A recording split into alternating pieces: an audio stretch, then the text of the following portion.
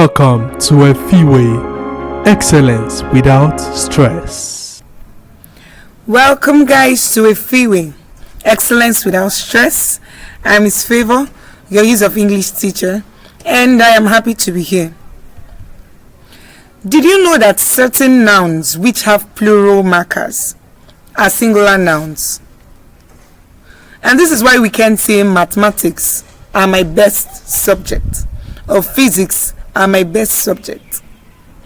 Rather, we say mathematics is my best subject, despite the fact that the word mathematics has an S, so it looks as though it's in plural form, but this is a singular word.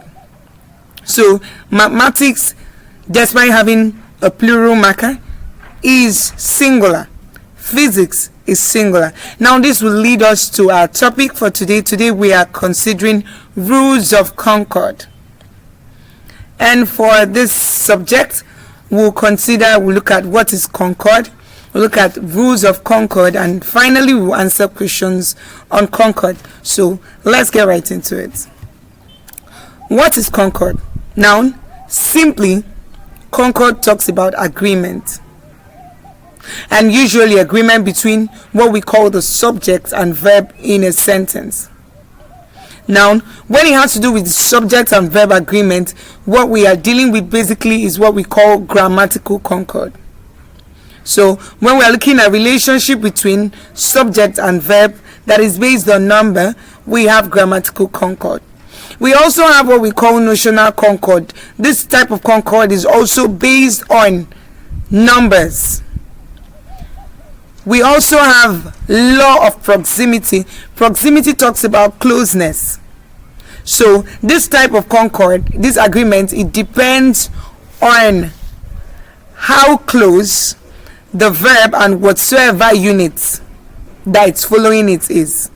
So we'll be looking at some examples based on law of proximity, and we'll see how closeness influences agreement between subject and verb. Now, there are many rules of Concord, but the first rule that looks like the golden rule when it comes to grammatical concord is that singular subjects take singular verbs, while plural subjects take plural verbs. Now, don't forget that when we began, we gave an example that there are some words which have plural markers, but they are not plural subjects. They are singular subjects. Words like mathematics, words like physics.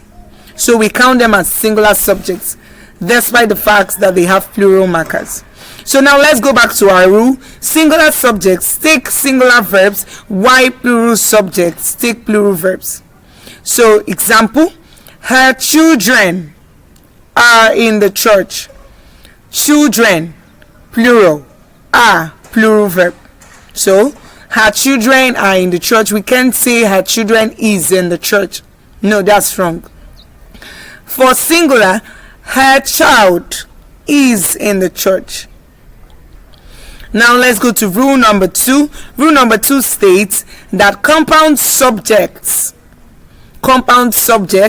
connected with and require plural verbs. Now let's start from that. Example, we have Tina and Hannah. So we're not just dealing with one compound subject. Tina and Hannah are friends. So when a compound subject is joined with the conjunction and, it requires plural verbs. So Tina and Hannah are friends. The lady and her son are at the party. We can't say the lady and her son is at the party. No, the lady and her son are at the party. There's also another rule that subjects that are joined by either or neither nor use a singular verb. Subjects that are joined by either or neither nor, they use a singular subject. So neither Olamide nor Tolu is coming home. We can't say neither Olamide nor Tolu are coming home. Neither Olamide nor Tolu is coming home. Rule number 3. The verb in a sentence containing or, either or neither nor agrees with the noun or pronoun that is closest to it. Now this is different from where subjects are joined by either or and they have to use a singular verb. Here we are looking at the closeness, that a verb in a sentence that contains or, either or neither nor must agree with the noun or pronoun that is closest to it. For example, we have neither the shoes nor the bag matches the dress. So here, because we have neither nor, we are looking at what's closest to it. That's what we're judging based on proximity now. So we can't say that because shoes is plural, that means we have to use a plural verb and we'll have neither the shoes nor the bag match the dress. No. So we are dealing with closeness now. Neither the shoes nor the bag matches the dress. Here bag is closest to the verb. Hence we are using the singular verb matches. Neither the bag nor the shoes match the dress. So you see, we are dealing with proximity here, with closeness. So bag came first and bag is singular. Because of that, our verb cannot be singular. Our verb has to be the same with the noun that is preceding it. So neither the bag nor the shoes match the dress. Neither the bag nor the shoes match the dress. Rule number 4. When the subject is followed by words such as well as, along with, besides, not, ignore them and use a singular verb if the subject is singular. So if the subject is singular, use a singular verb when the subject is followed by words like such as well as, along with, besides. So example, we have Matt as well as his dog is expected shortly. So we can have Matt as well as his dog are expected shortly. What we have here is a singular subject, so we need a singular verb. Matt as well as his dog is expected shortly. Rule number 5. In sentences that begin with here and or there, the true subject usually follows the verb.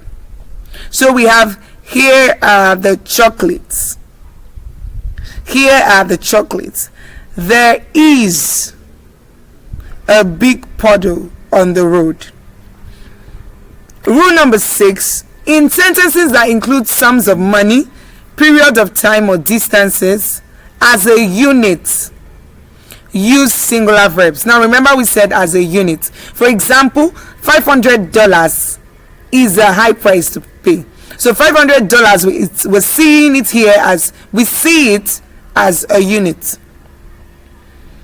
$500 is a high price to pay. Rule number 7. In the case of words such as a lot of, all, some, and so on in a sentence, pay attention to the noun after of. If the noun after of is singular, use a singular verb. If the noun after of is plural, use a plural verb. So here, if you find words such as a lot of, all, some, pay attention to the noun that comes after of. So here we see all of the cake is gone. Cake, singular. So we're going with a singular verb. All of the cake is gone. Number 2, we have all of the cakes. So cakes is plural. All of the cakes are gone. So we have to use a plural verb.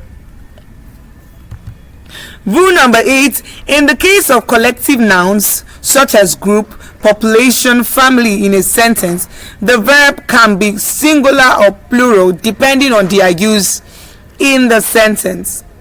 So you could say most of my family is here or are here, depending.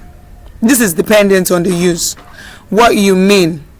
If you mean your entire family or you're referring to them as individuals.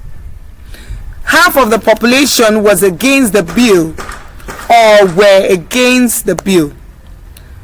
Rule number 9, yes. Nouns such as mathematics, civics, news, and so on, why plural in form? Now, these are those nouns that have plural markers. They are singular in meaning, and they use singular verbs. For example, mathematics is very difficult for some people. The news is very saddening. So despite having plural markers, these are singular subjects. They are singular in meaning and must use singular verbs. Rule number 10, in sentences that express a wish, request, or contrary to fact, the word were is used instead of was. In sentences that express a wish, request, or contrary to fact, the word were is used instead of was.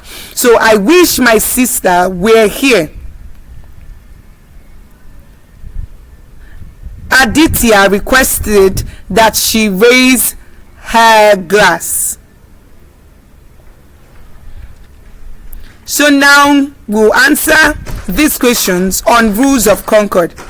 The first question, I am told that the market is dash into the interests of people from all walks of life, from all dash of life, sorry. Option A, tuned / works. Option B, constructed / places. Option C, designed / places. Option D, set / works. The correct option is option A. I am told that the market is tuned in to the interests of people from all walks of life. That means that the market has everything that anybody from any walk of life, regardless, needs. So it's tuned into the interests of people from all walks of life. Question 2, a number of students dash missed the opportunity to re-register. A is, B has, C have, D do. The correct option is option C. A number of students have missed the opportunity to re-register.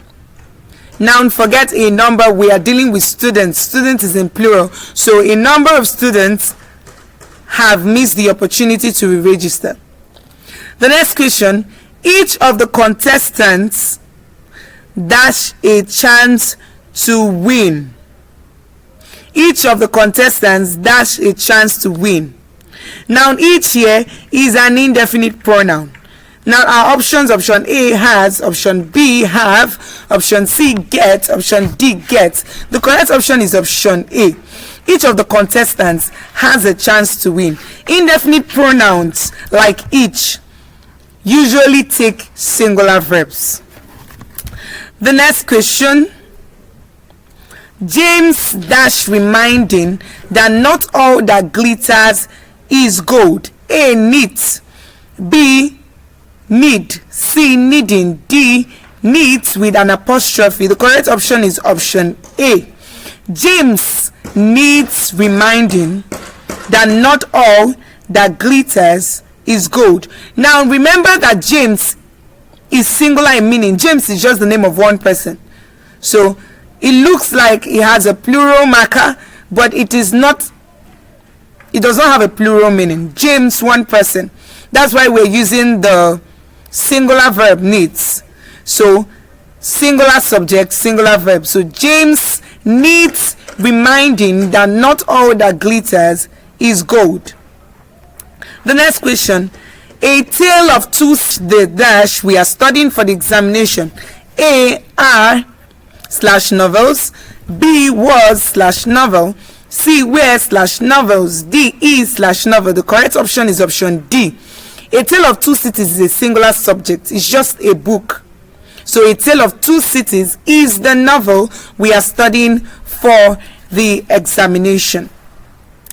The next question, one of the ladies who dash in the premises dash been asked to withdraw.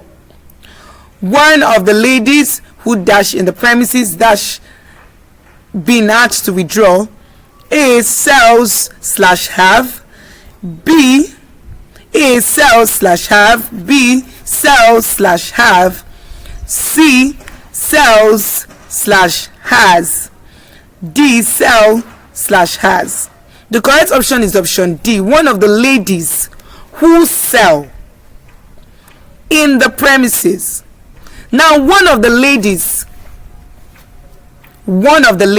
now here we are dealing with numbers. One of the ladies, so it's a singular subject.